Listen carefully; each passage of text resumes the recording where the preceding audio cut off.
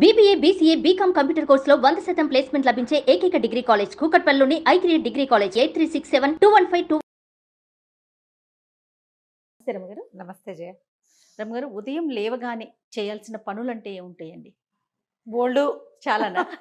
ఇంట్లో పనులు కాకుండా అంటే ఆ రోజంతా సక్రమంగా జరగాలి, ఎటువంటి ఇబ్బందులు లేకుండా ఉండాలి అన్నప్పుడు మంచం మీద నుంచే మనం ఏదైనా దైవనామ స్మరణ కానీ అలాంటివి ఏమైనా ఉంటాయా? మామూలుగా పొద్దున్నే చెప్తారు జయ, అరచేతుల్లో శ్రీరామ రాసుకోండి, అరచేతులు చూసుకోండి, పొద్దున్నే అద్దాలు అవి చూడబోకండి, మన చేతులు చూసుకుని లేస్తే మంచిది అని మామూలుగా చెప్తారు. కరాగ్రే వసతే లక్ష్మి, కరమధ్యే సరస్వతి, కరమూలేతు గోవింద, ప్రభాతే కరదర్శనం అని. లేవగానే చేతులు చూసుకోవాలి. ఎలాగంటే మనం రాత్రంతా పడుకుంటాం, లేవగానే చేతులు ఇలా రబ్ చేసి ఒకసారి మొహం అద్దుకుని, అంటే మనం వెచ్చ చేసుకోవటం, తర్వాత చేతులు చూసి లేస్తే మంచిది అని చెప్తారు. మరి ఎందుకు ఇది చెప్పబడిందంటే తొలి కాలం నుంచి ఇదే పద్ధతి. ప్రభాతే కరదర్శనం అనేది అందరూ చెప్పేదే. ఈ శ్రీరామ రాసుకోవటం, ఓంకారం చుట్టుకోవటం, చేతులు శ్రీరామ రాసుకొని కుడి చేత్తో ఎడం చేతిలో రాసుకోవటం, ఓ మాట చూసి దాని కళ్ళకు అద్దుకుని దిగే అలవాటు కొంతమందికి ఉంటుంది. ఓకే. నిద్ర లేవగానే భగవన్నామస్మరణ, భగవంతుడు ఇచ్చిన ఈ జీవితాన్ని, మన చేతులే కదా మన జీవితం, అవును అవును, దాన్ని ఒకసారి చూసుకుని మొదలు పెట్టుకోవటం. అయితే ఈ రోజంతా పాజిటివ్గా ఉండాలి, రోజంతా మనకి పనులు అవ్వాలి అంటే ఎలా అవుతాయి జయ చెప్పు? జీవితం పడుగు పేక అన్నారు కదా. ఒక నిలువుదారం ఉంటే ఒక అడ్డదారం ఉంటుంది. ఖచ్చితంగా. ఒక వస్త్రం తయారవ్వాలంటే కొన్ని నిలువుదారాలు, కొన్ని అడ్డదారాలు, ఇట్లా కలయికే క్లాత్. మన జీవితంలో కూడా కొన్ని ప్లస్లు కొన్ని మైనస్లు కలవటమే మన జీవితం. ఒకరోజు లేటుగా లేస్తాం, ఓ రోజు బద్ధకంగా లేస్తాం, ఓ రోజు విసగడతో లేస్తాం, తెల్లవారే ఏదో పగిలిపోయిన సౌండ్తో మెలకు వస్తుంది. చేయాల్సిన పనుల లిస్ట్ ఉంటుంది, మనతో పాటు ఆ పనులలో పాలు పంచుకోవాలనే వాళ్ళు రాకపోవచ్చు, వాళ్ళకేం ప్రాబ్లమ్స్ వస్తాయో. ప్రతిరోజు ఒకేలా ఉంటే ఏం బాగుంటుంది? అవును, బోరుగా ఉంటుంది, మొనాటనస్గా ఉంటుంది. ప్లస్ మైనస్ ఉండవలసిందే. కాకపోతే ఇవి భయంకర మైనస్సులు కాకుండా ఏదో ఒక మాదిరి మైనస్తో సాయంకాలం వేసరికి మళ్ళీ దాన్ని ఏదో సరి చేసుకుని, లేదా పాజిటివ్ మైండ్ సెట్ తోటైనా వెళ్ళాలి.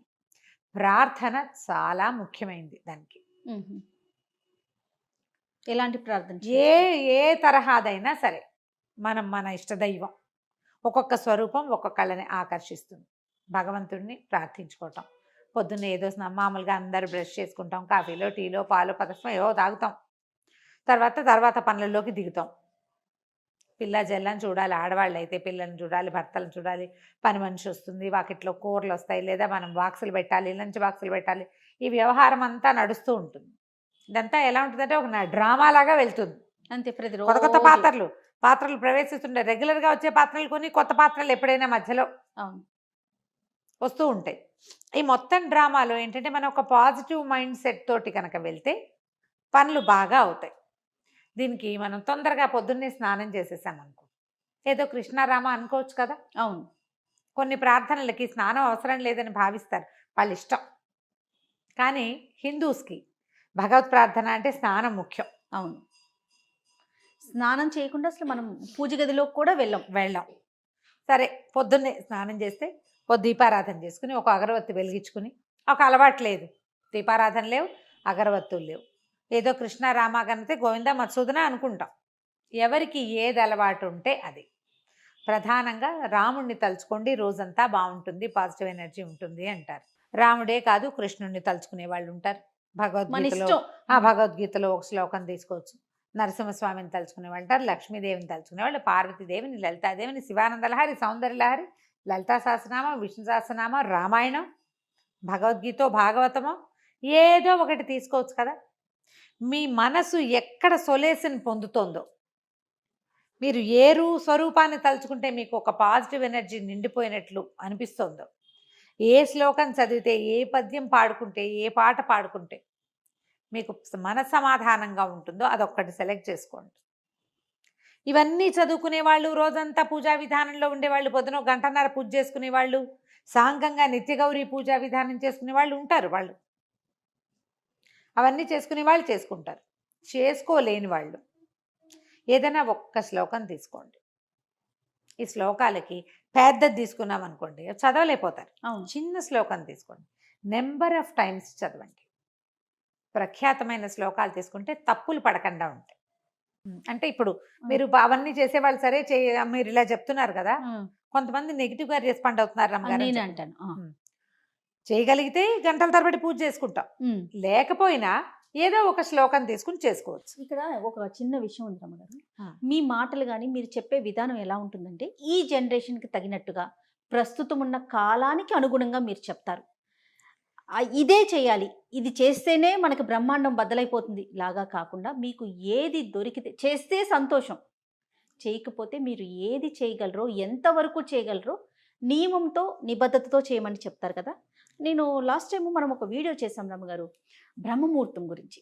దాంట్లో కూడా మీరు మాట్లాడారు, మనం చేయగలిగితే చాలా సంతోషం, చేయలేకపోతే దానికి ఒక పరిష్కారం కింద మాట్లాడారు కదా. అట్లా ఎట్లా చెప్తారు? బ్రహ్మముహూర్తం అనేది చాలా విలువైంది కదా. నేను కొన్ని కామెంట్స్ కూడా చూశానండి, మీతో డిస్కస్ చేద్దాం అనుకున్న సందర్భంలో అడుగుతూ ఉన్నాను అనమాట. ఇప్పుడు చేయలేరు, చేయగలరు, రెండు కోణాలు ఉంటాయి కదండి. అంటే ఇప్పుడు ప్రతిసారి జయ మీరు నెగిటివ్ పార్టే విని మీకు కోపం వచ్చింది అనుకో, మీరు పాజిటివ్ పార్ట్ వినరు. మీరు మహాద్భుతమైన కార్తీక పురాణం చెప్తా నెలంతా ఉపవాసం ఉండండి, లేదా 4 వారాలు ఉపవాసం ఉండండి, ఓ పౌర్ణమి 2 ఏకాదశులు ఉండండి, లేదా ఒక్క ఏకాదశి ఉండండి, లేదా ఒక్క పౌర్ణమి ఉండండి, లేదా ఒక్క సోమవారం అయినా ఉపవాసం ఉండండి అంటారు. ఏమి 30 రోజుల నుంచి ఒక సోమవారంలోకి తెచ్చాడు కార్తీక పురాణకర్త? అదే కదా వ్యాస భగవానుడు రాసిన కార్తీక పురాణం కదా. ఆయన చెప్పాడు, ఎవరెవరెవరో చెప్పుకున్నారు ఒకళ్ళతోటి ఒకళ్ళు. సూత మహాముని చెప్పాడు, పరమేశ్వరుడు పార్వతీదేవితో చెప్పాడు. వీళ్ళందరూ ఎందుకు ఇది చెప్పారు? మానేయమని చెప్పామా? ఎక్కడ కూడా మనం అసలు అలాంటి పైగా ఇప్పుడు నువ్వు రోజు లలితా శాస్త్రం చదువు, నీకు పాజిటివ్ ఎనర్జీ వస్తుంది అని చెప్తాను నేను. నువ్వు చదవగలవా జయ? గుండెల మీద చేసుకుని చెప్పు. అస్సలు సాధ్యం కాదు రమ్మ. పోనీ నీ ఫ్రెండ్స్ లో ఎంతమంది చదవగలరు? వేలల్లో లెక్క పెట్టొచ్చేమో కదా ఈ రోజుకున్న పరిస్థితులకి, దానికి తగినట్టుగా. అందుకని ఒక్కటి తీసుకోండి, మానేయండి అని చెప్పామా? లేదు కదా. మీరు సరిగ్గా వినకపోతే నాదా తప్పు జయ? నా తప్ప? దాన్ని నెగిటివ్ కోణంలో ఎందుకు తీసుకుంటారు?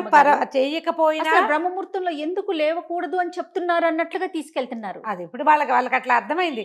ఏంటంటే ఇప్పుడు పైగా ఇందులో ఇంకోటి ఉంది జయ. నాకు కూడా ఒక మెసేజ్ ఇలాంటిది వచ్చింది. ఆవిడ నాకు చెప్పారు, మా ఫ్రెండ్స్ అంతా రమగారు ఏం పూజకలు చేయక్కర్లేదు అంటున్నారు, మీరు ఇంత పూజ చేయొద్దన్నట్ట అన్నవాళ్ళు ఎవరో. మరి నాకు విచిత్రంగా ఉంటుంది. పూజ చెయ్యొద్దని చెప్పానా నేను ఎప్పుడైనా? ఎక్కడ? మీరు చేసుకోండి, చేసుకోగలిగే బంగారు తల్లులకి మీకు పాదాలకు దండం పెట్టాలమ్మా, చక్కగా చేసుకోండి. చెయ్యలేని వాళ్ళు ఇలా ఇంతైనా చేయండి. తర్వాత ఇతరుల పూజా విధానాన్ని విమర్శించకూడదు.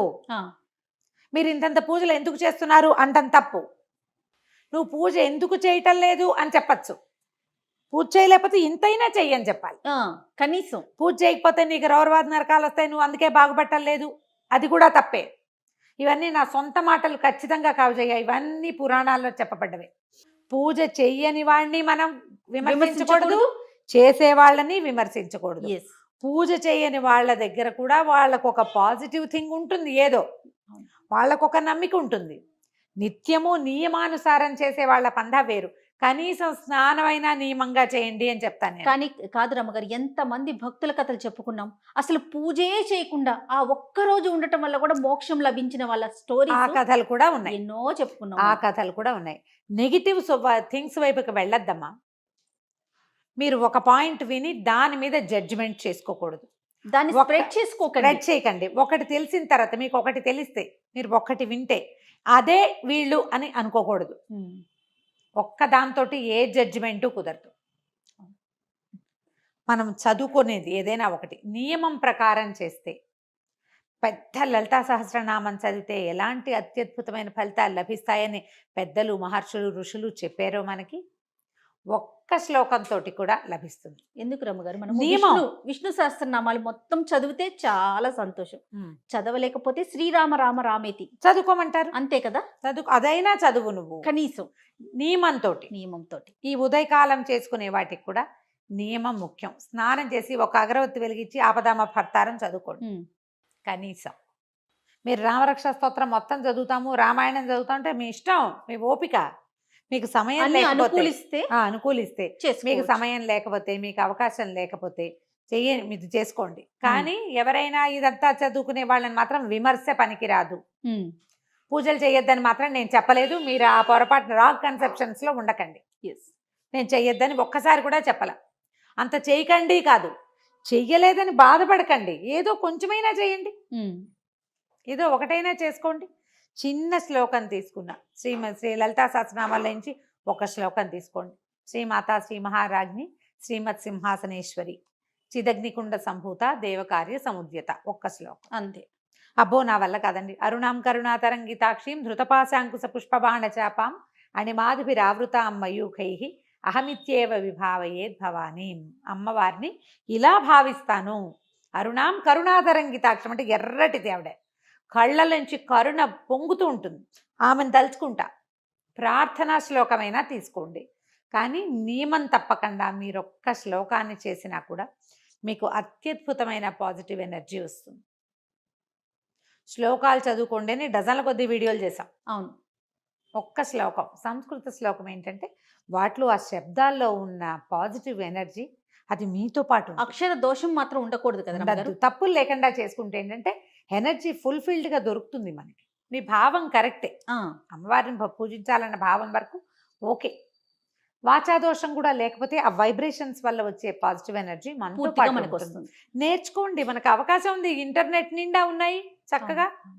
పెద్ద పెద్దవి తీయద్దు, చిన్నవైనా తీసుకోండి. 5 శ్లోకాలు తీసుకోండి, అది మాత్రమైనా చదువుకోవచ్చు కదా.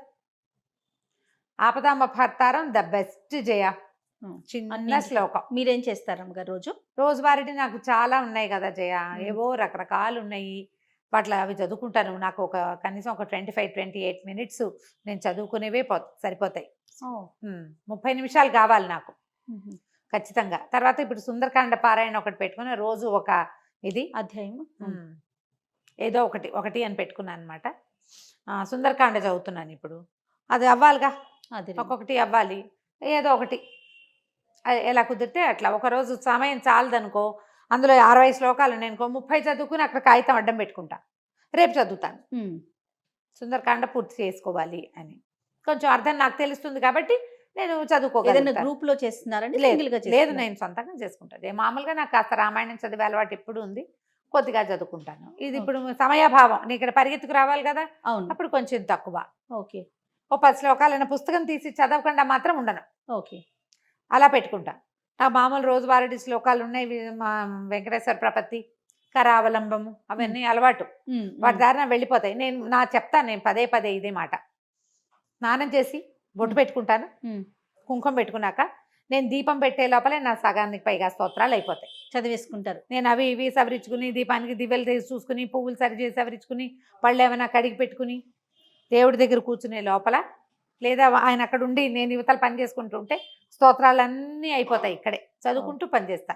ఇక ఈ మధ్యలో వ్యవహారాలు, ఫోన్ కాల్స్ అవి వస్తాయి, ఏదైనా అత్యవసరమైనవి, అవేదో చూస్తా. కానీ వెళ్ళి అక్కడ కూర్చున్నాక రామాయణం చదువుకుంటాను. తొందరగా వెళ్ళాలంటే ఈ మార్గం అవలంబిస్తా. దీంట్లో నా నియమం ఏంటంటే స్నానం చేసిన తర్వాత కుంకుమ బొట్టు పెట్టుకోవటం. బొట్టు పెట్టుకున్నారా స్తోత్రం ఆటోమేటిక్గా అసంకల్పిత ప్రతీకార చర్యలాగా వెళ్ళిపోతూ ఉంటుంది. అలా అలవాటు అయిపోయింది. ఇలా చేసుకోవచ్చు. మీరు దేవుడి దగ్గర కూర్చునే ఇంతసేపు దేవుడి ముందే కూర్చోవాలా అన్నదేం పెట్టుకోబోకండి. కుదిరిందా కూర్చోండి, కుదరకపోయినా ఇతర పనులు చేసుకుంటూ. ఇంకా స్నానం చేశాక నేను చీపుళ్ళు ముట్టుకోను, వాకిల్లో డస్ట్బిన్లు ముట్టుకోను, తర్వాత ఏమో ఏమంటారు విప్పేసిన బట్టలు ముట్టుకొని వాషింగ్ మిషన్లో వేయడాలి, అవి చెయ్యను. నా నియమం అది. కొన్ని నియమాలు పెట్టుకున్నారు, ఇవన్నీ ముందే చేసేస్తా. ఆ పనులన్నీ ముందే అయిపోతాయి. ఆ తర్వాత ఇంకా శుభ్రాలు అవి పెట్టను. ఆ గిభ్రాలు మొత్తం అయిపోవాల్సింది. దీపం పెట్టుకున్నాక అవసరమైతే ఏదైనా పని కావాలంటే చేసుకుంటా. ఆ టైంలో ఈ పూజ చేసుకునే లోపల, దీపం పెట్టుకునే లోపల నేను చీపురు కానీ, విప్పిన బట్టలు కానీ, కాళ్ళు దుడుచుకునే పట్టాలు కానీ, వాటి మీద కాలు కూడా పడదు, ఏం ముట్టుకోకుండా చేస్తాను. నేను పెట్టుకోగలిగిన నియమం అది. నియమం ఏర్పరచుకోండి. ఎప్పుడు కూడా పాజిటివ్ ఎనర్జీకి కావాల్సింది నియమం. అది శారీరకమైన ఫిజికల్ థింగ్స్ కావచ్చు, మనసుకైనా కావచ్చు. నియమం పెట్టుకోండి. ప్రధానమైందమ్మా, పూజలు చేసే వాళ్ళని, పూజ చేసుకునే వాళ్ళని, ఇంత పూజ ఎందుకు చేస్తున్నావు అని ప్రశ్న వేస్తే 1,00,000 ప్రశ్నలు వేసిన పాపం వస్తుంది. 1,00,000 ఒక్కళ్ళని అడిగితే 1,00,000 మందిని అడిగిన పాపం వస్తుంది. పూజ ఎందుకు అని ప్రశ్నించద్దు, తప్పు. పూజ చేసుకోండి. ఇంకొకళ్ళని నన్ను కోట్ చేసి ఆవిడ వద్దన్నారని నేను వద్దని చెప్పలేదమ్మా, నేను వద్దని చెప్పను.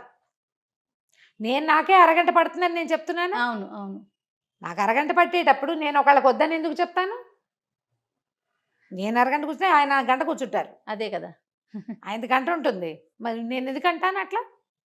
అదే ఒక పాయింట్ దగ్గర ఆగిపోకుండా కొంచెం ఆగిపోకుండా. మొత్తం వినగలిగితే బాగుంటుంది. మొత్తం విని మీరు ఒక కన్క్లూషన్కి వచ్చేయకండి.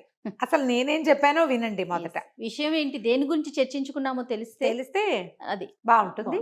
ఆపదామపహర్తారం తీసుకోండి. పెద్ద మంత్రాలు శ్లోకాలు రాని వాళ్ళు స్నానం చేసి దేవతార్చన ఒక చదువుకోండి. దీపారాధన పెట్టుకునో లేదా ఒక అగరబత్తి వెలిగించుకుని 2 పువ్వులు దేవుడి దగ్గర పెట్టి ఆపదామపహర్తారం శ్లోకాన్ని మీరు 11 సార్లు కూడా చదువుకోవచ్చు. ఓకే. మీకు ఇంకా ఏదైనా కుదిరితే అది.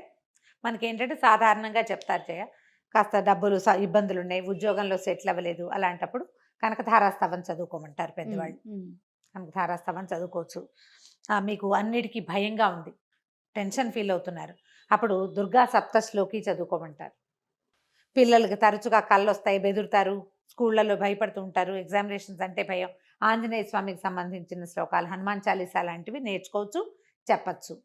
ఇలా పెట్టుకోండి ఏదో ఒక నియమం. లేదా శుక్రవారం లక్ష్మీదేవికి, మంగళవారం దుర్గాదేవికి, ఇలా లెక్కలు.